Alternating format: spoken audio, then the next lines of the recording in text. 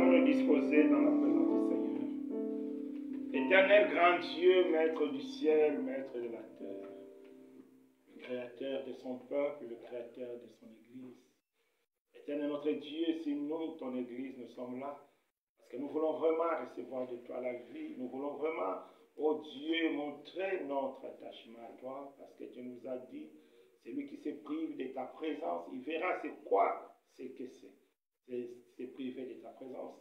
Tu nous as rappelé, tu nous as interpellés, de retourner dans notre premier amour, donc c'est-à-dire de te placer encore là où tu étais dans notre jeunesse, de te placer encore là où tu régnais, Seigneur, quand tu contrôlais tout, quand tu étais le maître de tout, éternel notre Dieu, nous voulons vraiment retourner, Seigneur, à cet état.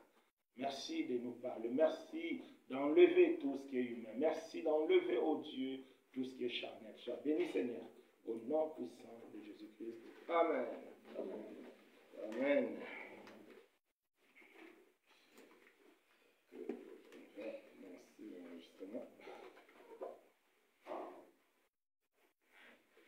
Donc, aujourd'hui, c'est le deuxième jour de notre séminaire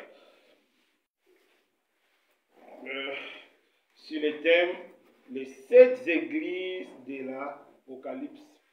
Lorsqu'on parle des 7 églises de l'Apocalypse, on sous-entend les 7 lettres parce que c'est à partir de ces lettres-là que ces églises ont été identifiées. Donc, les 7 lettres de l'Apocalypse.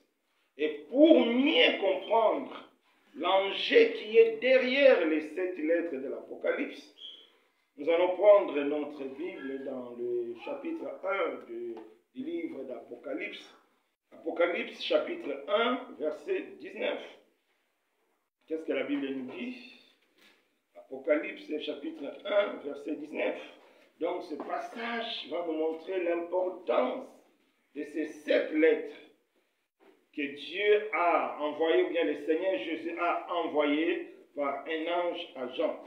Donc on va lire Apocalypse chapitre 1, verset 19. Écris donc ce que tu as vu, ce qui est et ce qui doit arriver. Donc ce passage nous montre aussi les 3 grandes parties du livre de l'Apocalypse. Qu'est-ce que Dieu a dit à Jean? Ce que tu as vu. Donc écris ce que tu as vu. Qu'est-ce que Jean a vu? Jean a vu des visions. Les visions que Dieu a données à Jean. C'est ça la première partie du livre d'Apocalypse. Les visions, le message apostolique, le message que Dieu a donné à l'apôtre Jean. Et la deuxième partie, Dieu a dit ce qui est. C'est l'Église qui est. C'est l'Église, pas autre chose, l'Église. Et la troisième partie, ce qui doit arriver. C'est ça, les 3 grandes parties du livre de l'Apocalypse. La vision, l'Église et ce qui doit venir. Donc, le message pour préparer l'Église à ce qui doit arriver. C'est ça le but du livre d'Apocalypse. Apocalypse nous amène un message propre à l'Église. C'est très important, mes bien-aimés, de savoir que l'Église a un message propre. Le message que nous appelons la saine doctrine, c'est un message propre à l'Église. Même l'Ancien Testament doit être lu à la lumière de ce message-là de l'Église. Sinon, tu seras à côté. Donc Dieu a donné un message pour l'Église, pour préparer l'Église aux choses qui doivent arriver. C'est ça. Donc si réellement tu es chrétien, aujourd'hui, nous confondons beaucoup de choses. Beaucoup pensent que être chrétien, c'est avoir une assemblée. Chaque dimanche, je suis là, j'ai pris Amen, Amen, et puis je sors, j'ai mon assemblée. Non, l'assemblée n'est qu'un lieu de formation. Si tu es chrétien, c'est pour être préparé pour les choses à venir. C'est pourquoi beaucoup de chrétiens ne sont pas fidèles. Parce que pour eux, ils pensent que c'est l'assemblée, c'est la présence. Même si je ne suis pas venu, je vais dire au pasteur, j'étais fatigué, j'ai beaucoup travaillé. Non, ce n'est pas ça. Si tu es chrétien, c'est pour des choses à venir, pour les choses que tu dois faire. Quelle est la chose que l'Église attend? Quelle chose? C'est l'enlèvement. Donc si tu es chrétien, c'est pour être enlevé. Mais si tu n'as pas le message de l'évangile, si tu n'as pas le message de l'Église, comment tu seras préparé pour l'enlèvement? Ce n'est pas possible. C'est pourquoi Dieu a donné un message spécifique à Jean, afin que Jean puisse dire à son Église, pour que son Église se prépare aux choses futures, aux choses qui doivent arriver. C'est très important.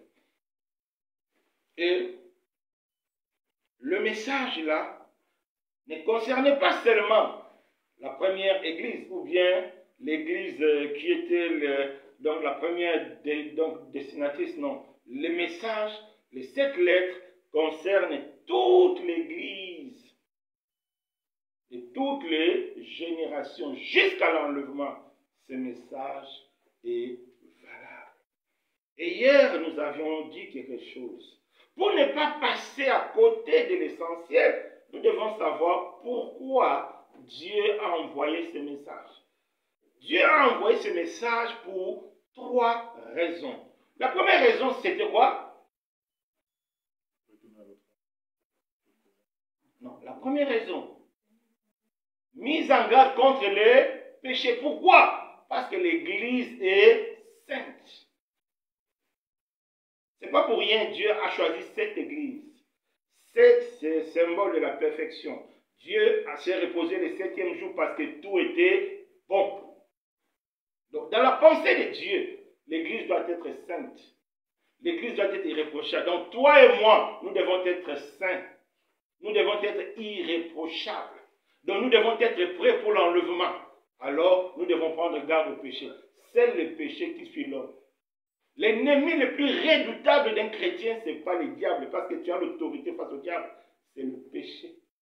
Si Jésus-Christ est venu, c'est pour le péché. C'est pour te libérer du péché.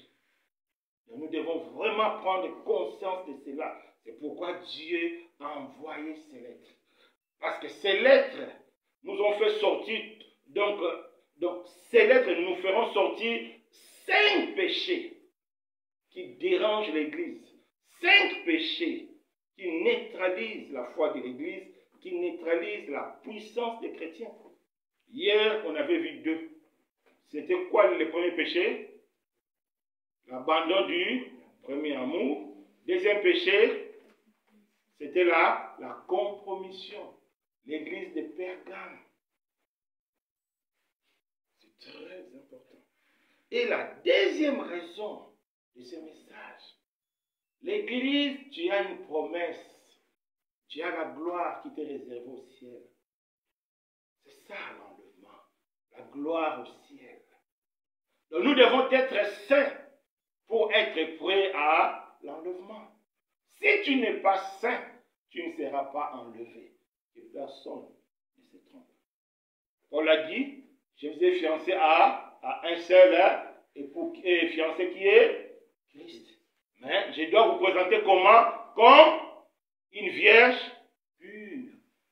L'autre dimanche, quand on a vu, l'église ne doit pas se conformer au temps présent. Pourquoi? Parce que l'église doit être pure.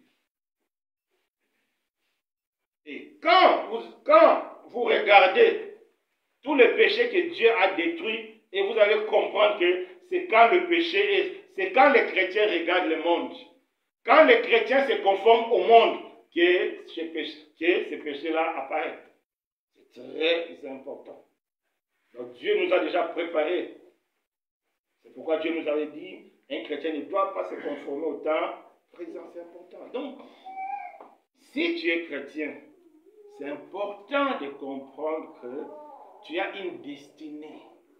Tu n'es pas chrétien pour venir chaque dimanche au culte. Non, c'est normal, étant chrétien. Mais ton objectif, c'est le ciel. Si tous les chrétiens savaient que l'objectif est le ciel, on n'allait pas voir tous les désordres qu'on a ici. Non, on n'allait pas voir ça. Aujourd'hui, on vient, après 6 mois, on vient. Non, non, on n'allait pas voir ça. Parce que tout le monde sait, un étudiant qui veut réussir son année, il ne va pas faire 1 mois, je viens, 3 mois, je ne viens pas. Non, sinon il va échouer. Parce que c'est à l'école qu'on reçoit la matière, qu'on va répondre aux examens. C'est par les enseignements que Dieu prépare l'Église. Dieu n'a rien d'autre chose que l'enseignement. Dieu n'a rien d'autre chose que le message. C'est pourquoi il a adressé ces 5 lettres qui est le message de l'Église. Ces 5 lettres-là vont nous préparer pour que le jour de l'enlèvement, toi et moi, nous soyons prêts. Il n'y a pas d'autre chose. C'est très important. Et troisième objectif, c'est pour que nous manifestons la nature de Christ. La vie de Christ sur cette terre, pour que nous manifestons la victoire face au péché. Un chrétien qui n'est pas victorieux face au péché, c'est un chrétien qui n'est pas propre aux yeux de l'Éternel. C'est un chrétien qui n'est pas agréable à Dieu. Nous devons manifester la victoire. Pourquoi? Parce que Christ est mort pour notre victoire. Christ est ressuscité pour que cette victoire... Vous savez, pourquoi chrétiens nous devons manifester la victoire face au péché? Parce que Christ est ressuscité. C'est la résurrection de Christ. Donc les chrétiens sont aussi appelés des ressuscités. Colossiens 3, chapitre 1. Si donc tu es ressuscité en Christ, donc les chrétiens sont aussi des ressuscités. C'est-à-dire les gens qui sont morts par rapport au péché, mais ils sont maintenant en vie, en Christ. Donc nous devons manifester la victoire. C'est pourquoi Dieu nous adresse cette lettre. C'est très important. Et hier, on avait vu toutes ces choses. Donc c'est cette lettre qui constitue le message de l'Église. C'est un message clair, simple, précis et personnalisé. Les 5 lettres sont claires, ce n'est pas des longues lettres, non. C'est petit, c'est clair, c'est précis. Tout est carré pour que l'Église puisse comprendre et le mettre en pratique. Hier, on avait vu 3 églises, c'est-à-dire 3 lettres. La première lettre, c'était la lettre qui était adressée à l'église d'Éphèse. Dans cette lettre-là, Dieu a reproché l'église d'Éphèse. L'église d'Éphèse, c'est le symbole des chrétiens qui commencent bien, qui finissent mal. Comme Paul a dit, vous avez commencé par l'esprit, vous voulez finir par la chair. Donc les gens qui oublient leur premier amour.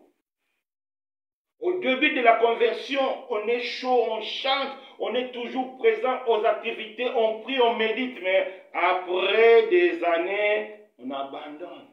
On commence à donner excuse sur excuse. C'est que Jésus n'est plus à la première place. Et la Bible nous enseigne, si Jésus n'est plus à la première place, si nous ne retournons pas à notre premier amour, Jésus va ôter les chandeliers. Donc Jésus va ôter la lumière qui brille en nous. C'est-à-dire, nous serons une lampe qui ne va plus briller. Nous serons le seul saveur. Et la Bible dit quoi? Quand le seul manque la saveur, qu'est-ce qu'on fait? Qu'est-ce qu'on fait? On fout le pied, on les jette. Alors c'est ce que Dieu ne veut pas. Parce que ces lettres sont aussi le jugement. Mais pas des jugements pour condamner, mais des jugements préventifs pour nous prévenir, pour nous avertir, pour nous encourager. C'est important. Église d'Éphèse, toi qui as bien commencé, qui maintenant tu n'es plus dans le droit chemin, toi qui as bien commencé, toi qui priais beaucoup, toi qui méditais beaucoup, toi qui fouillais le péché, qui marchait dans la sanctification, aujourd'hui tu es comme tout le monde. Aujourd'hui tu vis dans le péché. Aujourd'hui tu te conformes au temps présent. Dieu t'appelle l'église d'Éphèse. Mais Dieu te donne la possibilité de te repentir. Le but de Dieu, ce n'est pas de te punir, non. Le but de Dieu, ce n'est pas de t'humilier, non. Mais c'est de te faire grâce, de retourner encore. Ces messages sont aussi des messages de grâce. Dieu nous appelle, Dieu t'appelle. Toi qui priais beaucoup, toi qui craignais Dieu, toi qui marchais dans la sanctification. Aujourd'hui, tu te retrouves dans une situation honteuse. Dieu t'appelle, viens, répands-toi. Et nous avons vu la deuxième église. C'était l'église de Smyrne. Une église fidèle. Une église qui a tenu ferme malgré les difficultés, malgré la souffrance. Une église qui était pauvre aux yeux des hommes, mais riche. Ça, c'est très important. C'est un aspect beaucoup de chrétiens oublient. Des fois, je vois des gens qui disent « Ah, frère Alain, c'est compliqué. Dans la famille, il y a des cotisations. Moi, je ne peux pas donner parce que je n'ai pas d'argent. Nous sommes dérangés. » Non! Il ne faut plus que cela nous dérange. Si nous ne sommes pas riches aux yeux des hommes, mais nous sommes riches aux yeux de Dieu, la foi est plus que l'argent. Laisse la famille qui a l'argent de donner les dirhams, les dollars. Toi, entre dans ta chambre et tu dis, Seigneur, je n'ai ni or ni l'argent. Ce que j'ai, c'est toi comme cotisation. Si la personne est malade, guérie, la foi est plus que de l'argent. Est-ce que vous croyez à ça? La foi est plus que la puissance militaire. C'est ce que moi j'ai fait. Dans ma famille, maintenant, on ne m'appelle même pas pour la cotisation. Ils savent que je n'ai pas d'argent. Mais quand il y a la cotisation, j'entre dans ma chambre, je dis, Seigneur, c'est toi qui es ma cotisation. Comme Pierre et Jean.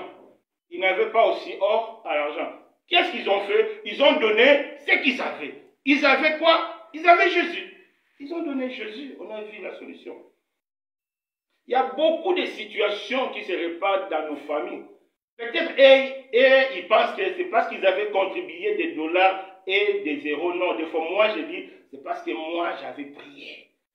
Parce que moi, je sais que la prière est plus puissante. La foi en Jésus est plus puissante que l'argent. L'argent est limité dans le temps et dans l'espace. Mais la foi en Jésus n'est pas limitée. C'est pourquoi Dieu a dit, tu es pauvre, mais tu es riche. C'est ça, l'église de Smyrne. C'est ça, les chrétiens que je cherche. Des personnes qui marchent par la foi. Des personnes qui sont riches en Jésus. C'est ça, la vraie richesse. Ce que nous avons un jour finira. C'est pourquoi la Bible appelle ça la richesse injuste. Mais la vraie richesse, la foi en Jésus. Même si tu n'as rien, prie. La prière peut faire des choses que les dollars ne peuvent pas faire. Amen. C'est très important. La troisième église, on avait vu, c'était Pergame. Pergame, c'est l'image des chrétiens qui vivent dans la compromission. Pergame, quand tu lis son histoire, c'est une église fidèle, mais, Seigneur, attention. Il y a des gens chez toi qui sont dans la doctrine de Balaam. La doctrine de Balaam, c'est quoi? C'est l'argent. Aujourd'hui, c'est l'une des doctrines qui détruit l'église. Tout est devenu l'argent. Pour prier, c'est l'argent. Pour faire ceci, l'argent. Non! Des fois, je me demande. Nous et certaines assemblées, c'est comme si on n'a pas le même Dieu.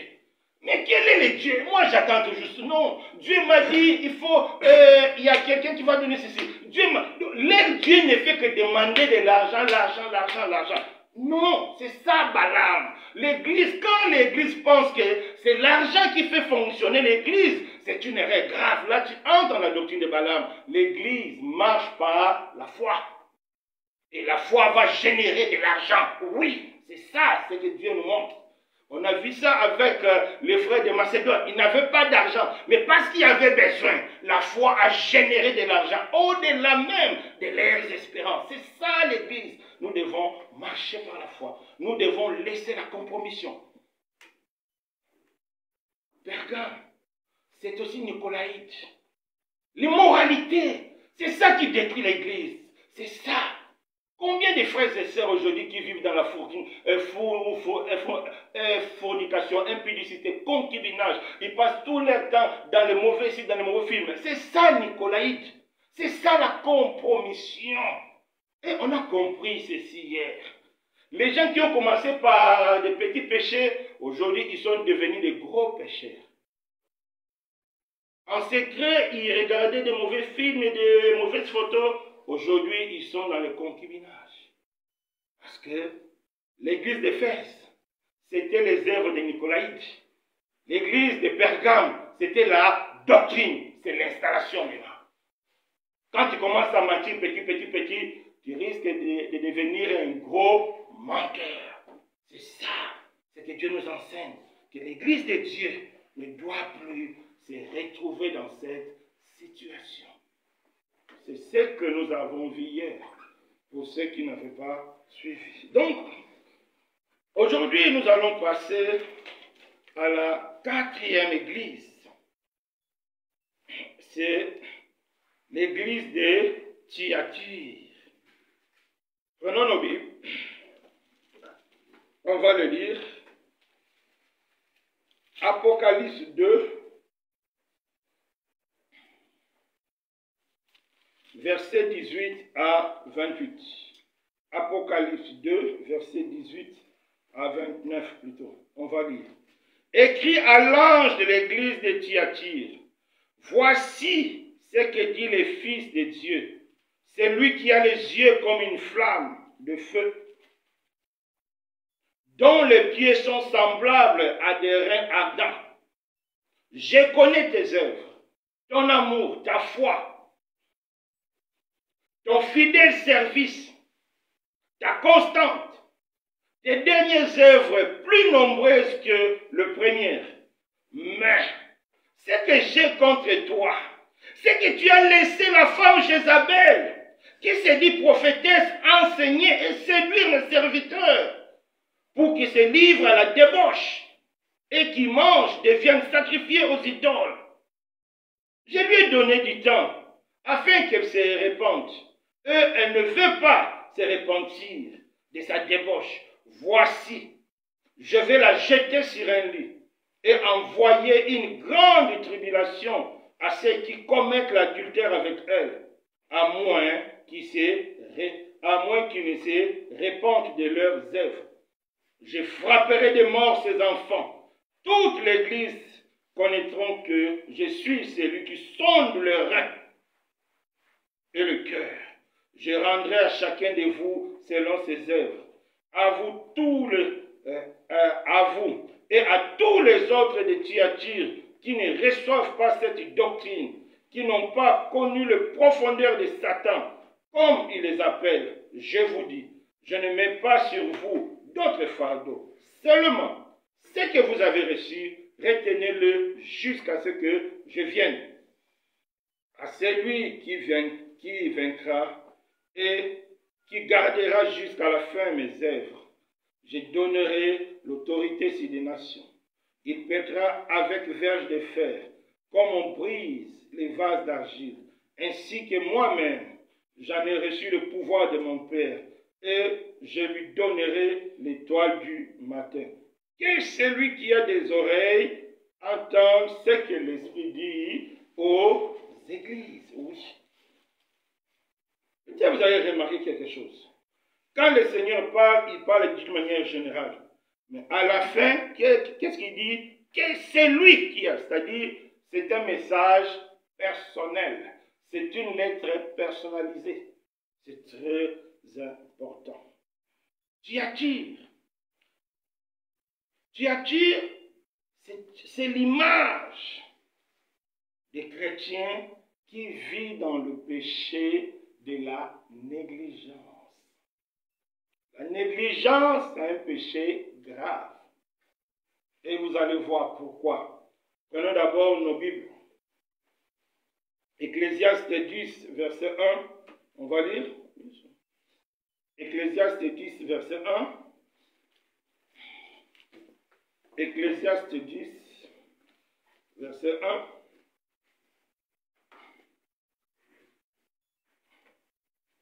Ecclésiaste 10, vous allez comprendre c'est quoi la négligence et comment la négligence agit.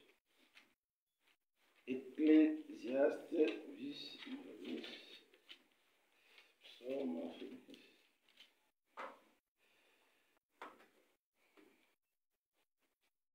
Le mouche morte infecte et fond fermenter l'huile du parfumeur. Un peu de folie l'emportera sur la sagesse et sur la gloire. Quand un parfumeur a dans ses citernes une grande quantité de parfum pour sa production, si elle néglige seulement de chasser le mouche, dès qu'une mouche entre, qu'est-ce que la mouche va faire? Va détruire toute la production. C'est pourquoi la Bible dit, un peu de levain fait quoi? Fait lever toute la pâte. C'est l'erreur de l'église de Thyatire. Une église qui est fidèle, une église qui est constante. Mais quelle était son erreur? Quelle était sa négligence? Elle a laissé la femme Jézabel prêcher. Elle a laissé la femme Jézabel enseigner. Vous avez vu la négligence. Et pourtant, en lisant ces caractéristiques, c'est vraiment une église modèle. Jésus reconnaît que maintenant tu as de bonnes œuvres plus qu'avant. Mais ce que j'ai contre toi, à cause de la négligence, tu as laissé la femme Jézabel enseigner et entraîner mes serviteurs dans l'impudicité et dans l'idolâtrie. C'est ça l'erreur. C'est pourquoi ici, le Seigneur se présente comme qui? Ici, le Seigneur se présente comme celui qui a les yeux comme le flamme de feu. Pourquoi? Comme celui qui voit. Quand tu es négligent, le Seigneur voit ta négligence. C'est pourquoi il t'interpelle aujourd'hui. Je vois ta négligence. Beaucoup de chrétiens ont commis des erreurs à cause de la négligence. Quand tu es négligent, tu manques des garde-fous, tu risques de tomber dans le péché. Beaucoup sont tombés dans la fornication, dans l'impudicité, faute de garde-fous. Quelqu'un tourne autour d'elle, dit que non, c'est mon frère, il se laisse par négligence, il se retrouve mère avant mariage. Elle touche la tête. C'est trop tard. C'est trop tard. Jézabel a déjà fait son œuvre. C'est pourquoi nous devons veiller. Nous devons veiller. La négligence, c'est quand tu refuses de vérifier. On t'enseigne, tu ne vérifies pas. On te dit des choses, tu ne vérifies pas. Beaucoup ont des erreurs dans la tête. On te dit, mon frère, ma soeur, ce n'est pas ça. Oh non, moi, c'est ce qu'on m'a enseigné, je ne change pas. Moi, je ne vais pas dire comme ça, non. Mon église, c'est mon église, je ne change pas. L'église de mes parents, de mes ancêtres, non. Il n'y a pas l'église des parents, il n'y a pas l'église des ancêtres. Quand on te dit que c'est mauvais, prends le temps de vérifier. Sinon, la négligence peut t'amener en enfer. Oui. Ça peut t'amener en enfer. Jézabel. Jézabel, c'est qui? Jézabel, c'est une femme terrible dans l'Ancien Testament qui a amené l'Israël dans l'impudicité et dans l'idolâtrie. Parce qu'elle a dominé son mari, elle a poussé son mari à faire entrer l'idolâtrie parmi les enfants de Dieu. Quand on parle de Jézabel, il y a aussi la domination, il y a la séduction, il y a le mensonge, il y a les dogmes. Parce que c'est eux qui ont fait entrer l'idolâtrie en Égypte et en Israël. Et l'église de Thyatire, une église fidèle, modèle. Son erreur, c'est quoi? Elle a négligé. Elle a laissé Jézabel s'installer. Elle a laissé Jézabel. La négligence. Quand tu dis, mon frère, prie. Mon frère, lis la Bible. Mon frère, assiste au culte pour être enseigné. Oh, non, je sais. Non, je sais. Et comme il n'y a pas la parole de Dieu, tu ne peux pas lutter. La force d'un chrétien, c'est la foi. La force de la foi, c'est la parole de Dieu. S'il n'y a pas la parole de Dieu, tu n'auras pas une foi forte. Ce n'est pas possible. La Bible dit la foi vient de ce qu'on entend, de ce qu'on entend vient de la parole du Christ. C'est très important. Tout est lié. Tout est lié. Donc quand tu négliges la parole, tu crées toi-même ta tombe. Tu vas te retrouver dans des erreurs. Un jour, j'ai écouté un témoignage d'une sœur au Cameroun. Une sœur, une grande maman. Elle s'est laissée chez un pasteur la laver parce qu'on l'avait dit que non, on va te laver, c'est pour te purifier. Non, c'est ça. Parce qu'on ne vérifie pas dans la Bible. Parce qu'on ne sait pas comprendre. Quelqu'un te dit non, je vais te laver. Toi, une grande maman comme ça, tu te déshabilles, on te lave. C'est ça l'impudicité. Donc, tu tombes dans l'impudicité sans le savoir. Tu es dans l'impudicité sans le savoir. Pourquoi? Parce que tu n'as pas eu le temps de vérifier. Un jour, j'étais malade. Mon pied était gonflé. Je suis parti voir quelqu'un parce que, entre guillemets, un frère m'avait dit que lui, il sait comment masser. Je suis parti chez lui pour qu'il masse mon pied. Mais j'ai eu quand même la pensée de lui demander où est-ce que tu as appris à masser le pied. Il m'a dit que non, c'est mon grand-père qui m'avait tenu comme ça. Il a parlé. J'ai dit, ah, ça c'est quel genre de toi. J'ai dit non. Mon frère, viens chez moi, je vais prier pour toi pour la délivrance. Ça, c'est pas normal. Ton grand-père ne peut pas parler, et puis, du coup, tu commences à soigner les plaies des gens, donc les pieds des gens. Non, c'est diabolique. C'est qu'on l'a transmis des démons, on l'a transmis des choses mauvaises sans le savoir. Parce qu'il n'a pas eu le temps de se renseigner, de demander est-ce que c'est possible, C'est ça, Jézabel. Et quand on parle de Jézabel, c'est toute une doctrine. Aujourd'hui, c'est l'une des doctrines qui fait mal à l'église du Seigneur. C'est la jézabélisation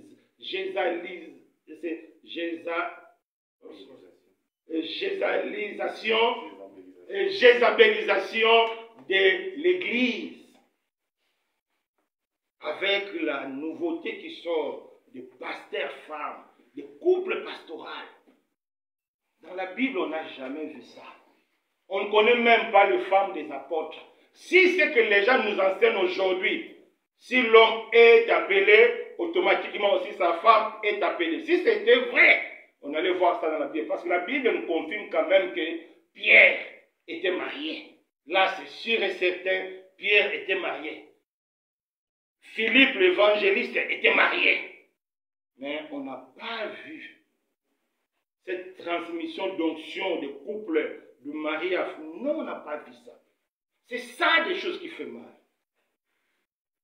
Et souvent, les femmes, quand ils deviennent pasteurs après son mari, c'est la domination. Beaucoup des assemblées ont eu des soucis à cause des femmes de pasteurs. Parce qu'ils veulent prendre la place de leur mari. C'est ça, la doctrine de Jézabel, qui fait mal à l'église. Surtout aujourd'hui, la plupart des, entre guillemets, nous connaissons de grands pasteurs, tous c'est le ministère du couple. Papa pasteur, souvent maman prophétesse. Non, ça c'est des nouveautés. Tout ce qui est nouveau ne vient pas de Dieu. La Bible dit tout ce qu'on ajoute, ça vient du malin.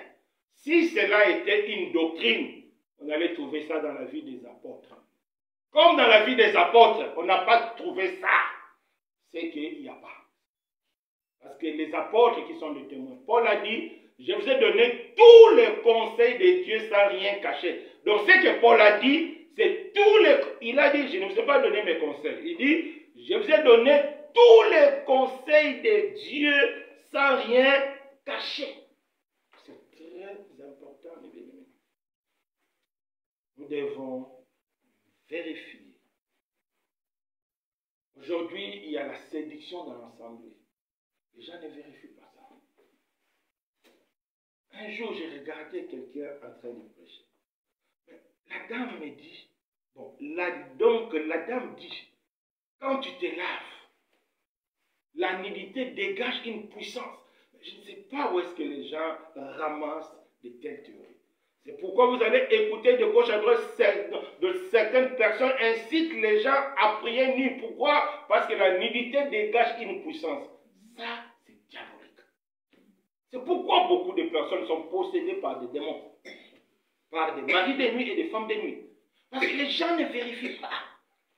J'ai écouté, moi-même j'étais étonné, j'ai dit, comment on peut enseigner de telles choses à l'église du Seigneur?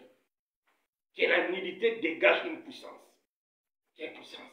Diabolique, oui, mais pas du Seigneur. La puissance du Seigneur n'a qu'un seul fondement, c'est la foi. Un peu bas, pas autre chose. Rien que la foi. C'est pourquoi nous devons éviter la négligence. Nous devons apprendre à vérifier. Nous devons apprendre à examiner. Parce que notre vie en dépend. Si tu es dans la fausse doctrine, tu ne te répands pas, tu vas te retrouver en enfer bêtement. Parce que tu n'as pas vérifié. Nous connaissons dans les déserts la vie des enfants d'Israël, le prophète Élie. Pourquoi Dieu l'a chassé? À cause de la négligence. Il a laissé ses enfants faire des bêtises. Il parlait d'une manière seulement formaliste. Dieu l'a dit non, tu es coupable.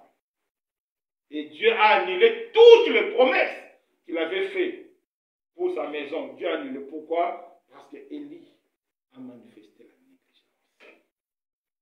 Vous ne vérifiez pas. Vous ne lisez pas la Bible. Vous ne priez pas. Comment vous voulez être des chrétiens modèles? Dis-moi. Par quel miracle vous allez être des chrétiens modèles? Par quel miracle? Pour venir au culte pour certaines personnes, on va appeler, on va exhorter. Mais comment vous voulez devenir des chrétiens modèles? Je ne sais pas. Je ne sais pas, mes bien-aimés. Comment vous allez devenir des chrétiens agréables à Dieu? Non. On voit ici une église, lisons ce qu'il a, une église constante dans la foi. Mais seulement elle a dit, bon, Jézabel c'est rien. Non, Jézabel a créé des dégâts. Nous devons prendre garde, bien-aimés. La séduction, c'est des mensonges sous forme de vérité. Contre Jézabel, l'Église catholique. L'Église catholique enseigne des dogmes. Vous connaissez des dogmes? Des dogmes, allez taper sur Internet. Ce sont des vérités non, des vérités qu'on ne peut pas discuter, des vérités qu'on ne peut pas vérifier. Il faut accepter tel qu'on a dit. Marie est montée au ciel, et tu acceptes ça comme ça, Marie est montée au ciel. Ça est, il n'y a pas de traces dans la Bible, il n'y a nulle part. Eux-mêmes qui ont inventé ça. Mais les gens acceptent. Les gens acceptent. L'apôtre Pierre est le premier pape. Les gens acceptent comme ça, sans réfléchir, disent que oui, l'apôtre Pierre est le premier pape. Non! L'apôtre Pierre n'a rien à voir avec l'histoire de papauté, parce que le dernier apôtre à mourir, c'est qui? C'était Jean. Donc c'est Jean qui devait être pape, donc après Pierre. Non, vous voyez, les gens ne vérifient pas la Bible. Ils gobent ton nom, c'est la religion de mes ancêtres. Tu vas te retrouver tes ancêtres en enfer. Continue comme ça. Tu ne veux pas changer, tu vas retrouver tes ancêtres là-bas. Et si Dieu nous parle aujourd'hui, c'est vraiment pour nous interpeller. Nous devons vérifier. Parce que le diable est là pour s'aimer les troubles. Le diable est là pour infecter. Un peu d'élever peut élever toute la pâte. Jézabel, Dieu l'a dit de te repentir. La Bible dit quoi? Elle a refusé. Il y a des gens qui refusent, même si tu les supplies comment. Non, c'est que j'ai dit. Non, non, non. Un enfant de Dieu n'est pas carré. Surtout quand tu ne maîtrises pas. Quand on te dit quelque chose, prends le temps de vérifier. Parce que Jézabel, Dieu a dit, elle a refusé. Dieu l'a supplié, elle dit, non, je ne réponds pas. C'est ça. Nous devons être à l'écoute. C'est pourquoi la Bible dit, c'est lui qui a les oreilles entendre. C'est important. Tu attires. la négligence. À partir d'aujourd'hui, ne soyons plus négligents. En ce qui concerne votre foi, non.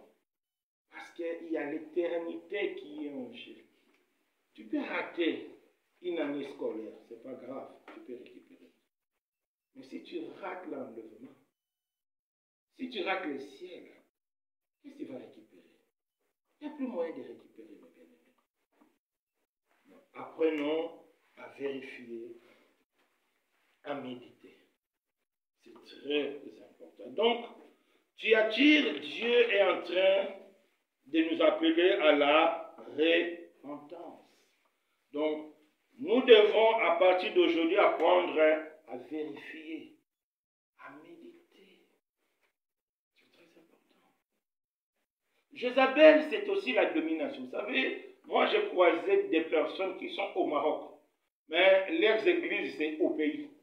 Ils font tout en fonction de l'ex-église au pays. Même l'offrande, ils envoient ça au pays. Donc, c'est comme si ils appartiennent à leur pasteur. Non, ça, c'est la domination. C'est ça, Jézabel. C'est la domination. Là où tu es, c'est là où Dieu te place. C'est vrai.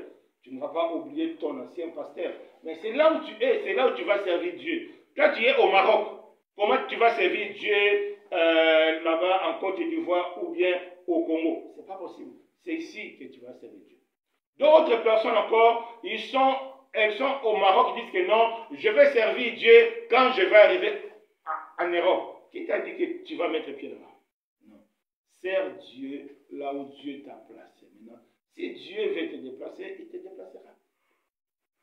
Donc nous devons éviter des petites négligences comme ça, des petites erreurs. En tout cas, que Dieu nous fasse grâce. Donc, thyatire, c'est l'image des chrétiens négligents, qui ne vérifient pas, qui refusent de changer, qui refusent de se repentir, qui est dans des doctrines qui ne plaisent pas à Dieu. L'image de Jézabel qui conduit les autres dans l'abomination. C'est aussi des chrétiens qui conduisent les gens dans les erreurs. Il y a des chrétiens qui mentent leurs frères. Il dit des mensonges à leurs frères. Oui, tu es Jézabel. Tu es Jézabel, mon frère. Tu es Jézabel, ma soeur. Tu ne dis pas la vérité à tes frères. Tu le mens. C'est très dangereux.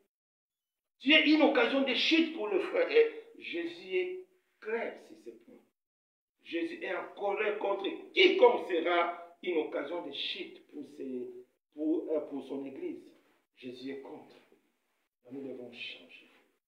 Tu attires l'église de la négligence, du péché de la négligence. Répentons-nous.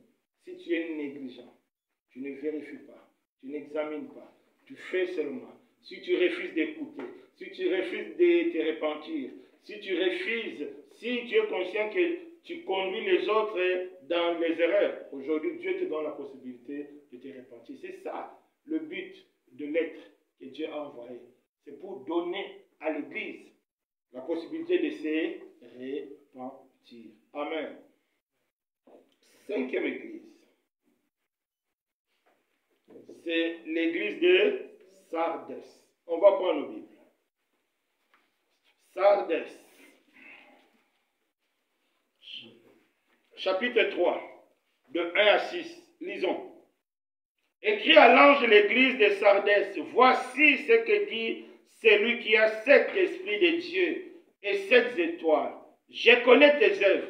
Je sais que tu passes pour être vivant et tu es mort. Sois vigilant, affermis le reste qui est près de mourir, car je n'ai pas trouvé tes œuvres parfaites devant mon Dieu. Rappelle-toi donc comment tu as reçu et entendu la parole. Garde-la et répands-toi. Si tu ne veilles pas, je viendrai comme un voleur et tu ne sauras pas à quelle heure je viendrai te surprendre. Cependant, tu as à Sardes quelques-uns qui n'ont pas souillé leurs vêtements. Ils marcheront avec moi en vêtements blancs parce qu'ils en sont dignes. Celui qui vaincra sera ainsi revêtu de vêtements blancs. Je n'effacerai point son nom point son nom du livre des vies. Je confesserai son nom devant mon Père, devant ses anges. Quel celui qui a des oreilles entende ce que l'Esprit dit à l'Église. C'est toujours personnel. Sardès. Quel péché on peut donner à Sardès?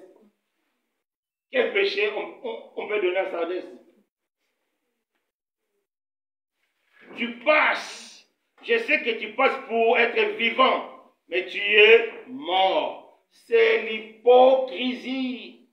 Un hypocrite, il passe pour quelqu'un qui n'est pas en réalité. C'est ça, l'hypocrisie. L'hypocrisie. Dieu ne veut plus que les chrétiens soient hypocrites. Un hypocrite, il donne une forme qu'il n'a pas. Montre des choses montre une nature qu'il n'a pas. Tu peux avoir saint comme ça, mais au fond, voilà. Sardais, c'est ça, l'hypocrisie. C'est des chrétiens charnels, des chrétiens morts spirituellement, comme des pharisiens, des tombeaux blanchis, à l'extérieur des marbres, à l'intérieur c'est la pourriture. C'est ça, Sardais. Malheureusement, beaucoup entre nous, des fois, nous imitons cette posture de Sardais. Nous sommes hypocrites. Nous donnons l'apparence de la sainteté, l'apparence de la piété. À l'intérieur, c'est noir. Devant tes frères, tu parles, mais au fond, tu es le premier à insulter les gens. Tu es le premier à dire du mal aux gens. Tu es le premier à créer des soucis parmi les frères. Et quand tu dis, oh mon frère, ma soeur, comment ça va? Mais au fond, tu es noir. C'est pourquoi le Seigneur s'est présenté comme celui qui a le Saint-Esprit. L'Esprit qui donne vie. Jésus est là maintenant pour te donner la vie. Jésus connaît ta vie. Tu ne peux rien cacher. S'il te rappelle aujourd'hui, parce qu'il veut te sauver, parce qu'il veut te donner la vie. L'hypocrisie. Nous devons quitter l'hypocrisie. Comme l'église de Sardais, l'hypocrisie. Écoutons la Bible dit. Je sais que tu passes pour être vivant, mais tu es mort. Spirituellement, tu es mort. Mais le dimanche, tu es là, tu chantes Bandana Yo Libera. Mais quand tu vas aller chez toi, mais, je ne sais pas. Peut-être tu es vice Kofi ou bien vice qui, vice Fali ou bien... C'est ça l'hypocrisie. C'est ça l'hypocrisie. Un chrétien doit avoir seulement une seule nature comme Jésus. L'intérieur et l'extérieur. Vous devez prendre ça. Nous devons prendre ça comme notre sujet de prière. Moi souvent je prie pour ça. Seigneur, fais-moi grâce. Que mon extérieur soit mon intérieur. Comme je suis de l'extérieur, je dois être de l'intérieur. Je ne dois pas être gentil de facettes et l'intérieur noir. Non. C'est l'église de Sardais. L'hypocrisie. Non. Il ne savait pas que Dieu voit tout. Il ne sait pas que Dieu sonde le cœur. Il ne sait pas que Dieu connaît tout.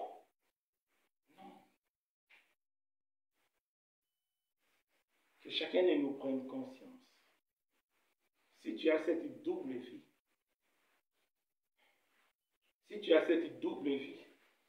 Dieu t'appelle à la repentance. Si tu as un cœur noir, tu n'aimes pas les gens, tu es égoïste, tu es méchant, Dieu t'appelle à la repentance. Si Dieu parle à son église, parce que Dieu sait que parmi les chrétiens, il y en a, sinon Dieu n'allait pas parler. Dieu sait que parmi les chrétiens, il y a l'hypocrisie. Dieu sait que parmi les chrétiens, il y en a ceux qui ont le cœur noir, très noir même. C'est pourquoi Dieu nous appelle à la repentance. Repentons-nous. Dieu nous fait grâce. Dieu ne fait pas l'hypocrisie. C'est pourquoi le Seigneur dit, affermis le reste qui est près de mourir. C'est-à-dire, Dieu t'appelle à retourner. Affermis le reste qui est près de mourir. Donc, comme tu écoutes la parole de Dieu, tu n'es pas encore mort. Quand vous écoutez la parole là, donc il y a encore possibilité de vous repentir. Il y a encore possibilité de changer de vie. C'est pourquoi Dieu nous interpelle aujourd'hui. Nous devons retourner à la parole de Dieu. C'est ça, l'église des Sardes. C'est très important. Et la 6e église, c'est la lettre adressée à l'église de Philadelphie. On va lire. Prenons nos Bibles. Philadelphie, chapitre 3, versets 7 à 13. Écrit à l'ange de l'église de Philadelphie, voici ce que dit le saint, le véritable, celui qui a la clé de David. Celui qui ouvre et personne ne fermera. Celui qui ferme et personne n'ouvrira.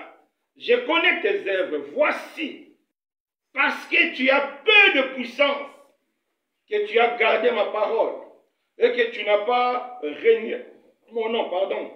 Je mis devant toi une porte ouverte que personne ne peut fermer. Voici, je te donne quelques-uns de ceux de la synagogue de Satan qui se disent juifs, ne le sont pas, mais qui mentent. Voici, je le ferai venir, se prosterner à tes pieds et reconnaître que je t'ai aimé. Parce que tu as gardé la parole de la persévérance en moi, je te garderai aussi à l'heure de la tentation qui va venir sur le monde entier pour éprouver les habitants de la terre. Je viens bientôt. Retiens ce que tu as, afin que personne ne vienne et ne prenne ta couronne. C'est lui qui vaincra. Je ferai de lui une colonne dans le temple de mon Père. Il n'en sortira plus. J'écrirai sur lui le nom de mon Dieu et le nom de la ville de mon Dieu, de la nouvelle Jérusalem qui descend du ciel, d'après le nom de mon Dieu et mon nom nouveau. Que celui qui a des oreilles entende ce que l'Esprit dit aux églises. L'église de Philadelphie, c'est l'image d'un chrétien qui est attaché à Dieu. L'église de Philadelphie et l'église de Smyrne, c'est les deux églises qui n'ont pas eu de reproche.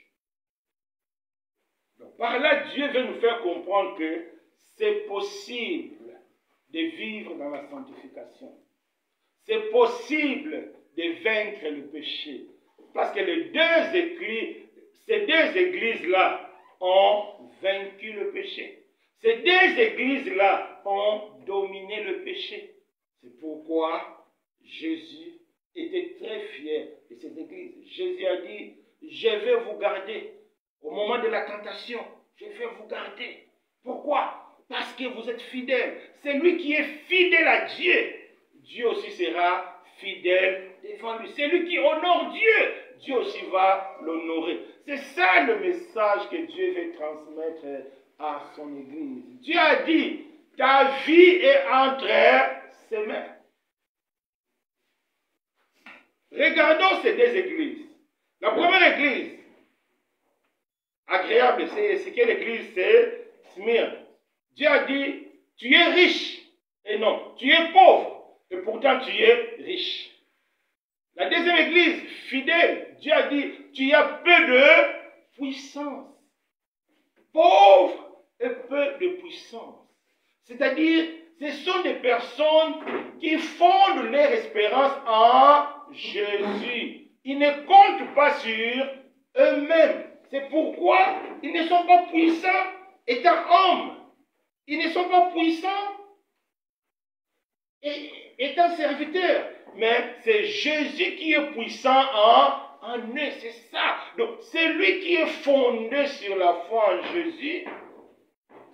C'est Jésus qui les garde.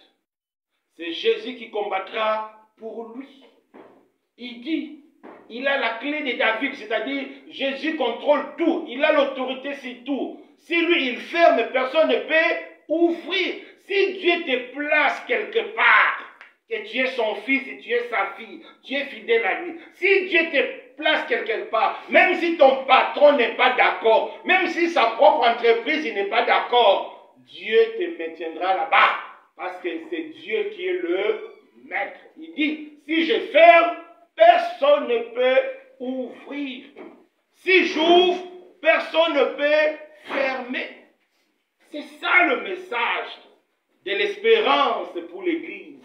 Il est vrai, nous traversons des moments troubles. Il est vrai, nous traversons des moments difficiles. Mais c'est le message là que l'Église en a besoin. Donc, quelles que soient les difficultés, quelles que soient les épreuves, quelle que soit la situation que tu traverses, ta vie est entre les mains de Dieu. Personne ne peut t'arracher entre les mains de Dieu. Personne ne peut arracher ce qui est à toi. Personne ne peut fermer la porte que Dieu a ouverte pour toi parce que tu es fidèle, parce que tu es attaché à sa parole. C'est ça les chrétiens que je cherche et Dieu cherche. C'est des chrétiens qui sont prêts pour l'enlèvement. C'est des chrétiens qui sont fondés sur la foi en Jésus. Ils sont pauvres aux yeux des hommes, mais ils sont riches par leur foi. Ils sont faibles aux yeux des hommes, mais ils sont puissants par leur foi en Jésus. C'est Jésus qui combat pour eux. C'est ça l'Église que Dieu cherche.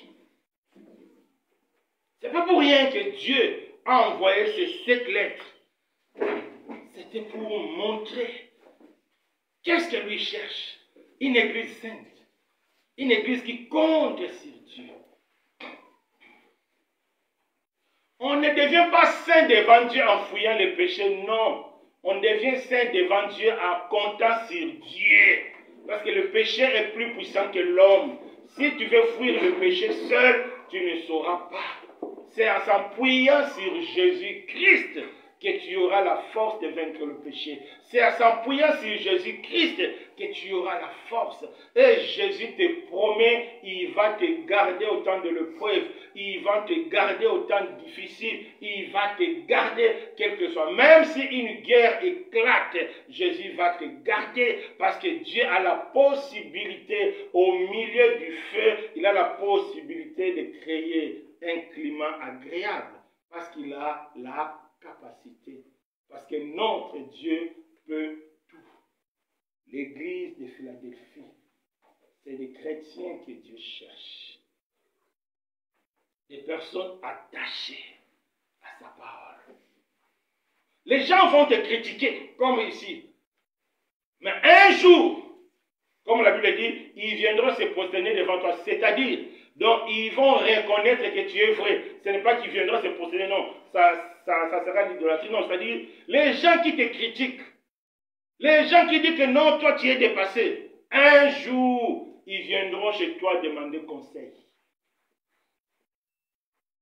J'ai vu des gens qui nous ont critiqués, les gens qui ont parlé, mais quand ça a chauffé, ils avaient besoin de la prière, ils avaient besoin de la délivrance. Mais chez nous qui sont venus, non, c'est ça. Dieu leur a montré que non, c'est une erreur. Vous devez vous confier en Jésus-Christ. C'est lui qui est la solution. C'est Jésus qui nous garde. Si Jésus ne te garde, tu n'es pas gardé. C'est pourquoi Dieu appelle la richesse, l'argent que nous avons, des dollars, une richesse injuste. Parce qu'un jour, cette richesse-là peut t'abandonner. Allez à l'hôpital, c'est là où vous allez comprendre que le monde là, c'est rien. Allez à l'hôpital, c'est là où vous allez comprendre. Moi, j'étais hospitalisé. C'est là que j'ai compris que le corps là, c'est rien. Le corps là, c'est rien. Je crois que je vous ai déjà dit, bon, pour ceux qui ne connaissaient pas, je vais dire, un jour aussi, à l'hôpital, donc j'étais sorti. En venant, j'ai trouvé dans la chambre des gens qui parlaient, c'est-à-dire, l'atmosphère était bizarre, donc moi-même, je ne comprenais pas. Et je me suis dit moi-même qu'aujourd'hui, ça va chauffer. Et demain, je pars à la toilette, je trouve quelqu'un mort, l'un des malades de notre chambre. Je l'ai trouvé mort dans la toilette. C'est qu'il y avait vraiment un combat spirituel là la nuit. Peut-être quelqu'un était venu contre moi, mais Dieu a dit non. C'est ça, donc, donc la nuit, j'ai dit, aujourd'hui, ça va chauffer. Pourquoi j'ai dit ça, je ne sais pas. Mais j'ai seulement dit qu'aujourd'hui, ça va chauffer. Et demain, je trouve quelqu'un mort. C'est moi-même qui est parti les trouver dans la douche. Pour vous dire que notre Dieu nous garde. S'il lui ferme, personne ne peut ouvrir. S'il lui l'ouvre, personne ne peut fermer. C'est ça l'assurance que Dieu veut donner à l'Église. Parce que Dieu sait que nous vivons dans le monde, mais nous ne sommes pas du monde. C'est cette assurance-là qui nous permettra d'être une église fidèle. C'est cette assurance-là qui nous permettra d'être une église modèle. Que j'ai un Dieu puissant. Moi, je suis faible. Moi, je suis pauvre. La famille n'a qu'à dire tout ce qu'il a à dire. Au moment opportun, ils vont se prosterner. Quand il verra que l'argent n'a pas guéri, le médecin ne peut rien faire, les médicaments ne peuvent rien, c'est la prière qu'ils vont demander. C'est ça. Dieu est glorifié. Amen. C'est ça, la gloire de Dieu. C'est pourquoi nous devons être fidèles. C'est pourquoi nous devons être fidèles. Philadelphie, l'église de Dieu. Et là-bas, Dieu se présente, le Seigneur Jésus se présente comme saint, véritable, comme celui qui a la clé de la vie. Pourquoi? Parce que l'église avait la vie, parce que l'église était fidèle. Donc, il a la clé, il a l'autorité. Ta vie est entre les mains de Dieu. C'est que la Bible dit, tu es mort. Ta vie est cachée avec Christ en Dieu. Même si les sorciers de ta famille. C'est pourquoi je vous conseille toujours, il ne faut plus jamais passer le temps à prier. Je vois les gens qui prient pour identifier les sorciers de leur famille. Qu'est-ce que tu as à faire avec les sorciers de ta famille? Non, toi tu n'es plus dedans. Laisse les sorciers faire leur affaire. Quand tu es caché en Jésus. Il a dit, si lui il a fermé, personne ne peut ouvrir. Aucun sorcier ne peut prendre ta destinée. Non. Aucun sorcier ne peut voler ta destinée. Si tu es cette église de Philadelphie, si tu es un chrétien grave à Dieu, personne ne viendra voler. Non. Pourquoi? Parce que Jésus est puissant. En dehors de Jésus, il n'y a plus de puissance.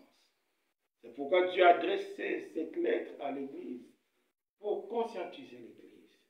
Vous avez une puissance. Demeurez dans la foi. Mais bien que tu aies peu de puissance aux yeux des hommes, mais moi, je suis le puissant de Jacob.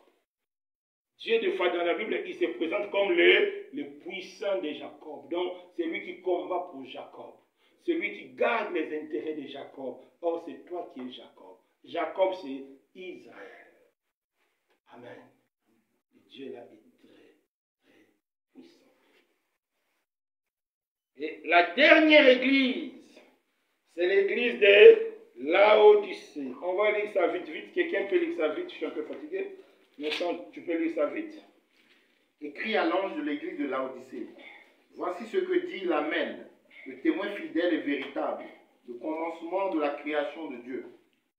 Je connais tes œuvres. Je sais que tu n'es ni froid ni bouillant. Puisses-tu être froid ou bouillant. Ainsi, parce que tu es tiède et que tu n'es ni froid ni bouillant, je te vomirai de ma bouche. Parce que tu dis, je suis riche, je me suis enrichi et je n'ai besoin de rien.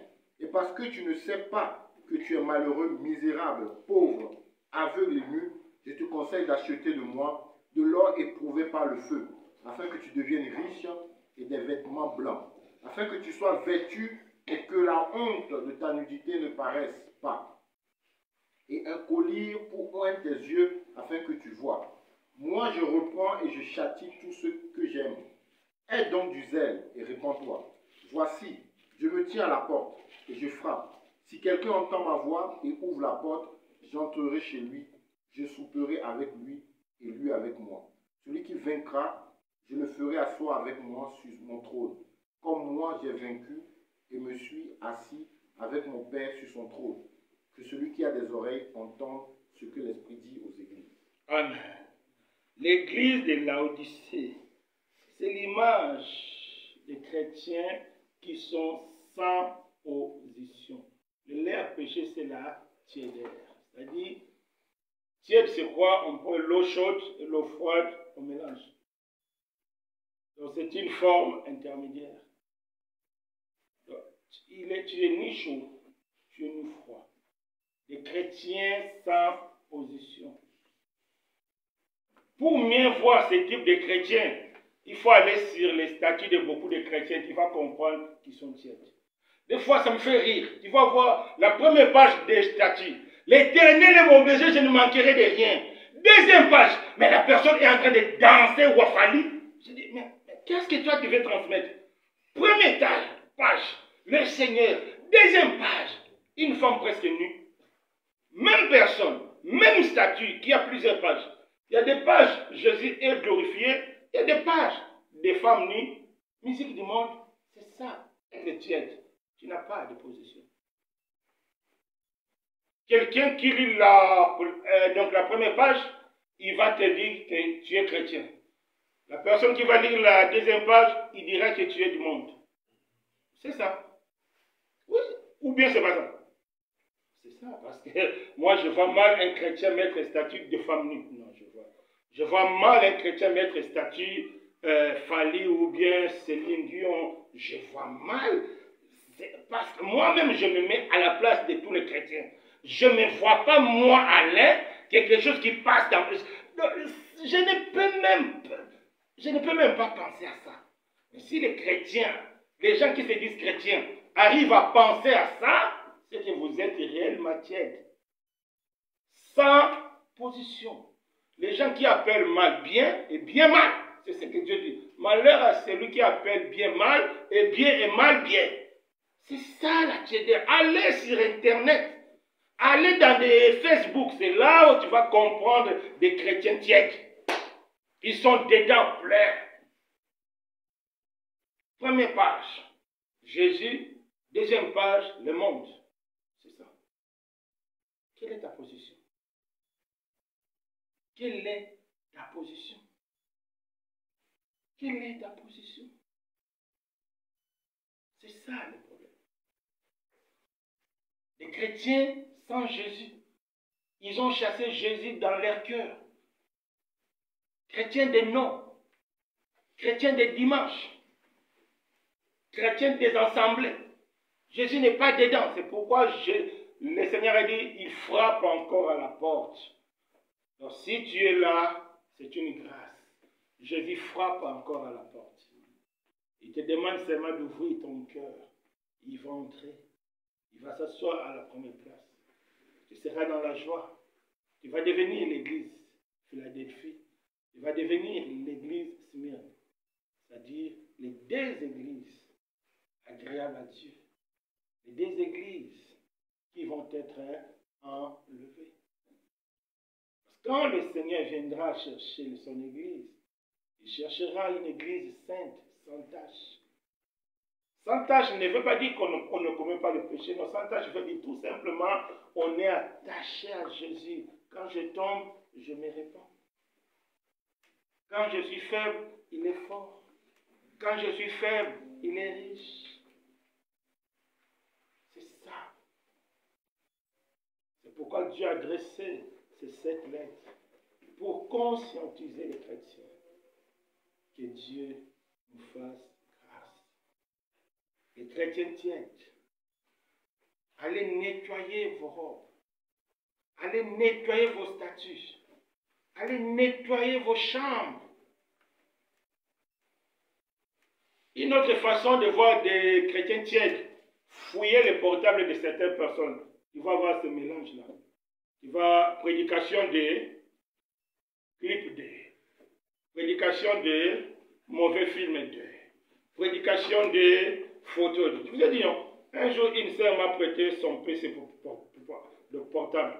Je suis parti là où on télécharge plein de films porno. Oui, plein de films porno. Plein de... Donc, il n'a pas eu le temps de supprimer ça. Plein de films porno. C'est ça. Chrétien tiède. À l'église, on chante. À l'église, on loue. Mais au fond, on est tiède. On n'a pas de position. Si Dieu nous interpelle aujourd'hui, parce que Dieu sait que c'est possible, mon frère, de changer. Le jugement que Dieu est en train de prononcer aujourd'hui, c'est un jugement préventif, c'est-à-dire pour nous donner la possibilité de changer. Et si nous refusons de changer, cela va devenir un jugement de condamnation. Mais c'est ce que Dieu ne veut pas. C'est pourquoi il nous avertit aujourd'hui. Il y a 5 choses qu'on peut retenir sur les 7 lettres de l'Église. La première des choses, c'est nous avons compris tous la volonté parfaite de Dieu pour son Église. Dieu veut que son Église soit sans tache, soit sans ride. Dieu veut que son Église soit sainte et irréprochable. C'est ça, c'est la volonté de Dieu. La deuxième des choses, nous avons compris que l'Église a un message précis. Le message des apôtres. Le message qui touche à notre vie. Le message qui nous permet de nous sanctifier. Le message qui nous permet de nous conformer à Jésus, à sa parole. Dans toutes les églises, là, je n'ai pas vu là où Dieu a promis le mariage, là où Dieu a promis l'avion, là où Dieu a promis les enfants, je n'ai pas vu. Cela nous fait comprendre que pour Dieu, l'Église, la priorité, c'est d'abord le ciel. C'est pourquoi la Bible dit, cherchons premièrement le royaume de Dieu. Le reste, c'est après. Ce n'est pas que Dieu est contre nos mariages, non. Mais Dieu veut que cela ne soit pas notre priorité. À partir d'aujourd'hui, quand tu écoutes que le pasteur là a l'onction de mariage, il ne faut pas partir. Ça n'existe pas de telle onction. Dans notre église, les gens se marient beaucoup, ne partent pas là-bas. Dans notre église, beaucoup deviennent riches, ne partent pas. L'église de Dieu, c'est là où on vous prépare pour l'enlèvement, là où on vous dit la vérité. Et parmi les églises que Dieu a adressé la lettre, il y a aussi des églises de maison comme nous. L'église de Laodicée, je crois que c'est une église de maison. Colossiens 4, verset 15. Des fois, beaucoup disent, ah, nous, on prie à la maison. Non, prier à la maison, église de maison est biblique. Très biblique. Vous n'avez rien à copier à l'extérieur, non. On peut lire Colossiens 4, verset 15. Vous voyez l'église de Laodicée. Parmi les églises que Jésus a envoyées, il y a des églises de maisons comme nous qui se réunissent dans des maisons. On peut lire, maison, tu peux lire Colossiens 4, verset 15. Saluez les frères qui sont à Laodicée et Nymphas et l'église qui est dans sa maison. C'est ça, l'église de Laodicée. C'est une église de maison. Si tu veux servir Dieu, sers Dieu. Ne regarde pas l'église, bâtiment, non. Tu sers Dieu. Tu ne sers pas une église. Tu ne sers pas les autres. Tu sers Dieu. Nous devons prendre conscience de cela. Troisième chose à retenir concernant les lettres. Le Seigneur se présente à nous en fonction de la disposition de notre cœur.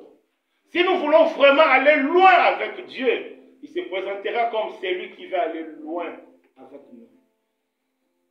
Si tu veux vraiment être un bon chrétien, le Seigneur Jésus se présentera aussi comme celui qui est prêt à t'aider à devenir un bon. Si tu vis dans le péché, il va aussi se présenter comme un juge. C'est ça. Le pied semblable à des raies. Juge. C'est très important. Si tu es faible, il va aussi se présenter comme celui qui est prêt à t'accompagner. Si tu es persécuté, il est celui aussi qui va se présenter comme celui qui va te garder, comme l'église de Philadelphie. Donc, à partir d'aujourd'hui, nous avons le Seigneur qui est tout et qui peut tout. C'est ça. Quatrième leçon. À travers cette église, Dieu nous a fait comprendre les 5 péchés qui dérangent l'église. Premier péché, la perte du premier amour. Deuxième péché, la compromission. Troisième péché, la négligence. Quatrième péché, l'hypocrisie. Cinquième péché, la tiédeur. Chrétien sans position. Première page, Jésus. Deuxième page, Kofi. Troisième page, Jésus. Quatrième page, femme nue. Sixième page, Jésus. Septième page, des bêtises. Dieu ne veut plus. Dieu nous a montré les 5 péchés. Dans ces 5 péchés, il y a 3 doctrines que Jésus nous a parlé. La doctrine de Balaam. Balaam, c'est tout ce qui est lié à l'argent. À partir d'aujourd'hui, si quelqu'un te dit, donne l'argent pour que je prie pour toi, ne donne pas. Donne l'argent pour avoir des opportunités, ne donne pas. Il faut dire, tu es Balaam. C'est toi qui avais vendu Israël face à Balak. Dans l'église du Seigneur, l'argent n'a pas de place. C'est la foi d'abord. C'est très important.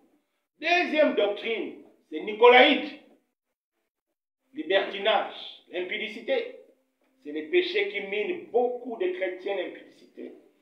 Malheureusement, aujourd'hui, on trouve encore des chrétiens qui vivent en concubinage. Non, ce sont des choses que nous devons quitter. Vous devez vous séparer. Faisons un projet de mariage. Dieu n'est pas contre. Mais Dieu ne veut pas la sexualité hors mariage. Il ne veut pas. L'impudicité, c'est tous les mauvais films. L'impudicité, c'est toutes les photos des poses là. Non, Dieu ne veut plus. C'est ça la doctrine des Nicolaïtes. Des doctrines que le Seigneur a dénoncées. C'est ce que nous voyons rempli des sextapes des chrétiens. Quelle tristesse. Comment Nicolaïte fait l'œuvre parmi les chrétiens. C'est pourquoi Dieu nous a avertis pour la repentance. C'est très important.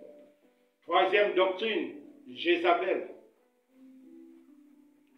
Féminisation de l'Église. Aujourd'hui, dans des églises, on trouve journée des femmes, l'émancipation des femmes. Ça n'existe pas dans la foi. Non. Dans la foi, chaque personne a un rôle bien et a un rôle à jouer dans la société. C'est ça dans la foi. L'homme est le chef de la femme. La femme doit être soumise à l'homme. Et l'homme doit aimer sa femme. Parce que l'homme doit aimer sa femme, donc l'homme ne doit pas maltraiter sa femme. Non. On ne peut pas maltraiter quelqu'un qu'on aime, ce n'est pas possible. Aujourd'hui, il y a des divorces dans les milieux chrétiens parce que les gens ne veulent pas marcher selon Dieu. C'est très important. Et comme l'autre leçon à tirer, les deux églises, ils étaient pauvres, ils étaient peu puissants. C'est-à-dire, ils ont fondé leurs richesses en Christ. Ils ont fondé leur force en Christ. C'est la foi. C'est l'image de la foi. C'est pourquoi la Bible dit, le juste vivra par la foi. Et le cinquième point à retenir, Dieu nous dit, c'est vraiment possible de changer. Quel que soit ce que tu es, quel que soit ce que tu fais. Aujourd'hui, la grâce de Dieu est encore disponible. Tu peux changer de vie. Tu peux devenir l'église de Philadelphie. Même si tu étais l'église de Sardès. Même si tu étais dans l'hypocrisie, dans la compromission. Même si tu es tiède. Aujourd'hui, tu peux changer. Amen. Est-ce qu'il y a des questions? Il y a quelqu'un qui a une question? Parce que c'était un séminaire. Est-ce qu'il y a des questions? Moi, quand les gens ne posent pas de questions, c'est qu'ils n'ont pas compris. Eh bien, c'est pas ça. Vous avez bien compris. Il y a vraiment quelqu'un qui n'a pas compris. Qui n'a pas compris?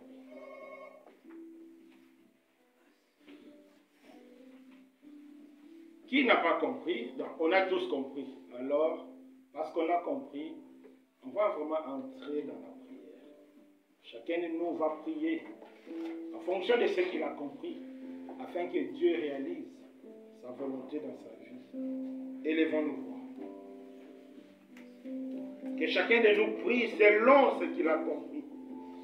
Oh grand Dieu, oh j'ai besoin de toi. Éternel mon Dieu, j'ai besoin de toi, Seigneur. J'ai besoin de toi, mon Dieu.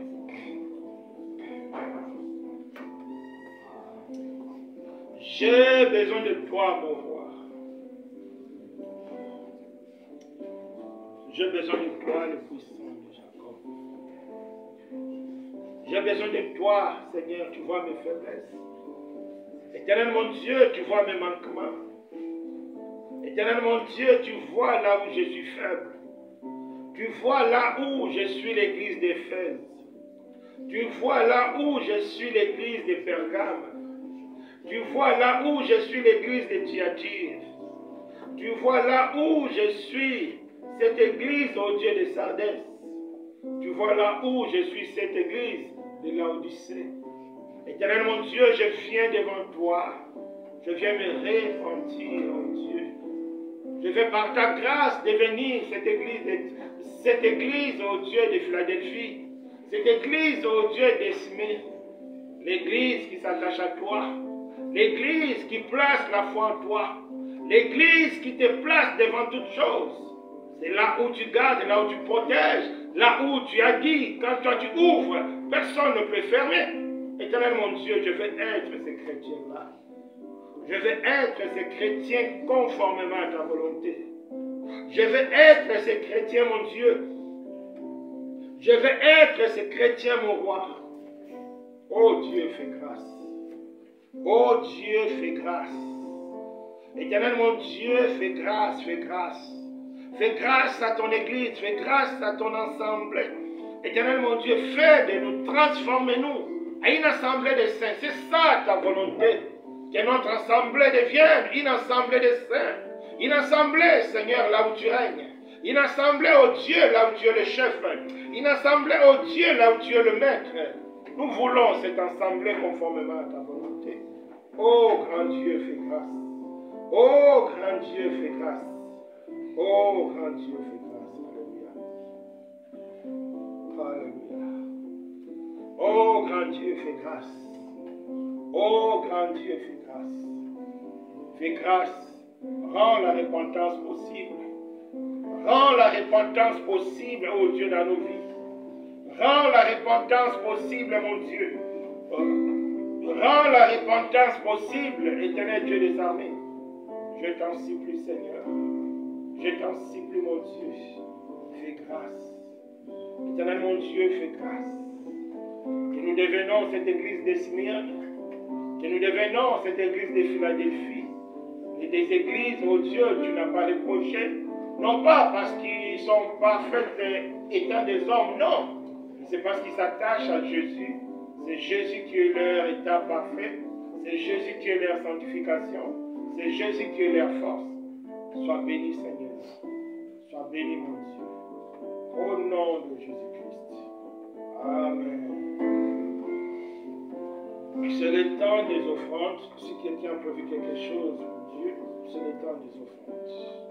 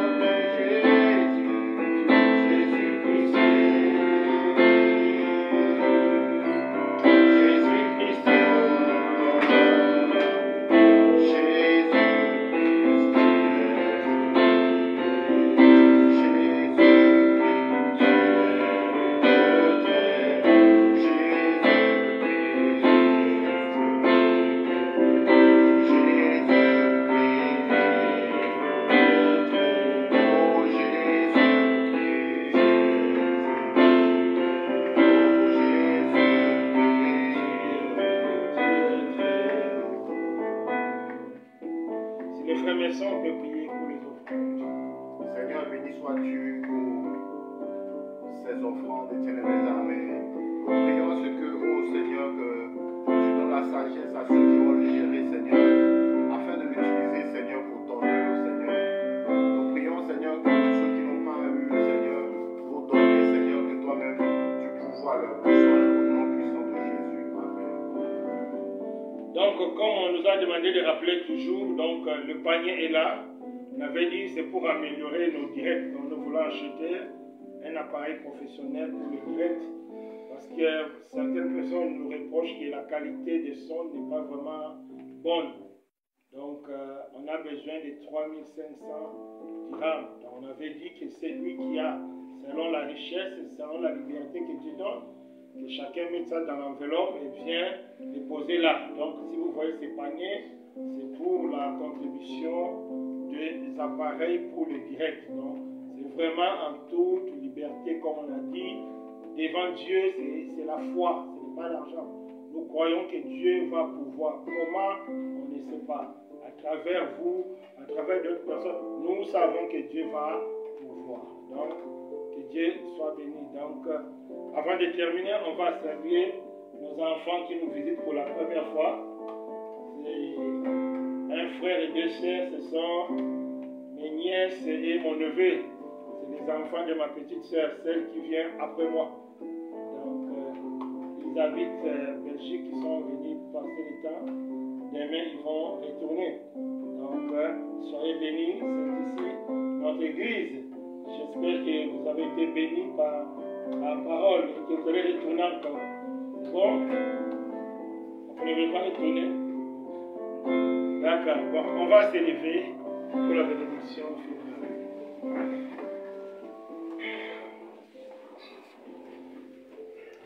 Éternel Dieu des armées, tu es Dieu tout-puissant, Dieu miséricordieux.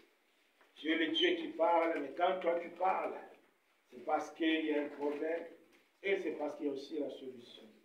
Tu nous as parlé de cette église, tu as dévoilé nos secrets, tu as dévoilé nos faiblesses, tu as dévoilé nos manquements. Mais ce n'était pas dans l'intention de nous juger, mais de nous prévenir, de nous montrer la solution pour changer. Oh Dieu, fais grâce à ton ensemble. Éternel notre Dieu, fais grâce que cette assemblée devienne une assemblée de saints, une assemblée qui marche devant toi, une assemblée qui te fait confiance, une assemblée qui te laisse contrôler tout, une assemblée qui te laisse diriger tout. C'est ça ta volonté. Fais-nous grâce pour que nous devenions vraiment cette assemblée. Merci au Dieu d'enlever tout ce qui a été la pensée humaine et de laisser vraiment la vie. Nous te prions pour tous ceux qui ne sont pas venus pour une raison ou une autre, oh Dieu. Toi seul, par ton esprit, tu pousses les enseigner. Nous te prions aussi pour nos bien-aimés qui sont malades. Éternel notre Dieu, guéris tous ceux qui sont malades au nom de Jésus. Ceux qui sont dans des difficultés, oh Dieu, nous te demandons, Seigneur, de pouvoir, parce qu'aujourd'hui tu nous as dit, Éternel mon Dieu, tu contrôles tout. Si toi tu fermes, personne ne peut ouvrir. Si toi tu ouvres, personne ne peut fermer. Ouvre les opportunités que personne ne peut fermer. Nous recommandons nos bien-aimés qui vont retourner demain en Belgique. Oh Dieu, soit avec eux. Oh Dieu, protège eux. Parce que c'est toi seul qui es la protection. Nous remettons nos frères et sœurs qui vont retourner demain à l'école, au travail. Oh grand Dieu, garde ton peuple, garde ton église. Bénis aussi cet humble Seigneur qui nous donne cette facilité, Seigneur, de te louer, de te prier. Sois béni, Seigneur, au nom puissant de Jésus-Christ. Amen.